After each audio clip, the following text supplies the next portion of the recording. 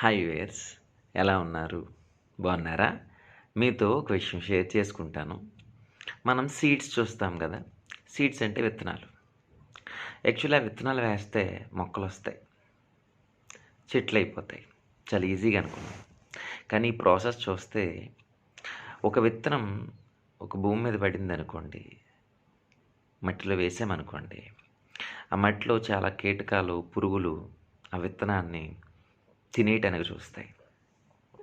అది ఆ స్టేజ్ దాటి ఒక మొక్క కింద ఎదిగినప్పుడు చాలా పక్షులు దాన్ని తినేయటానికి ట్రై చేస్తాయి.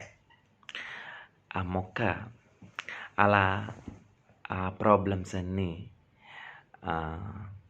భరించి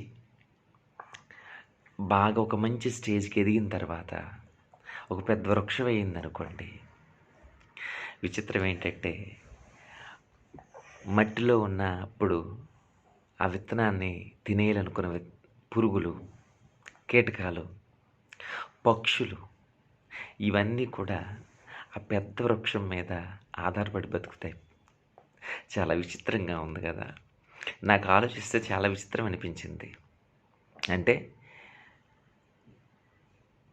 మన ఎదుగుదలకి లేదా మన అభివృద్ధికి ఏదైతే ఆటంకంగా ఉందో దానన్నిట్లికి నిరూపించి చూపించాలి. మనం ఈ మనల్ని తొక్కుదాం అనుకున్న వాళ్ళకి మనమేంటో ప్రూవ్ చేసుకొని మన మీద ఆధారపడేటట్టు చేయాలి. అది లైఫ్ అంటే. ఒక దిక్కున ఎక్కడో నేను విన్నాను. ఎవరి కోసమో మన అపాయింట్మెంట్ తీసుకొని వెయిట్ చేస్తాం.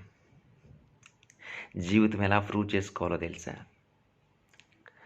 అలా మాట్లాడిన వాళ్ళని మన కోసం చీప్‌గా మాట్లాడిన వాళ్ళని లేదా మన కోసం రకరకాలుగా మాట్లాడే వాళ్ళకి ఏం ప్రూవ్ చేసి చూపించాలో తెలుసా?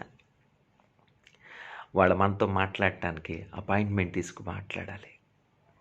అంతలా మన లైఫ్‌ని మనమే డిజైన్ చేసుకోవాలి. అదెక్కడో లేదు.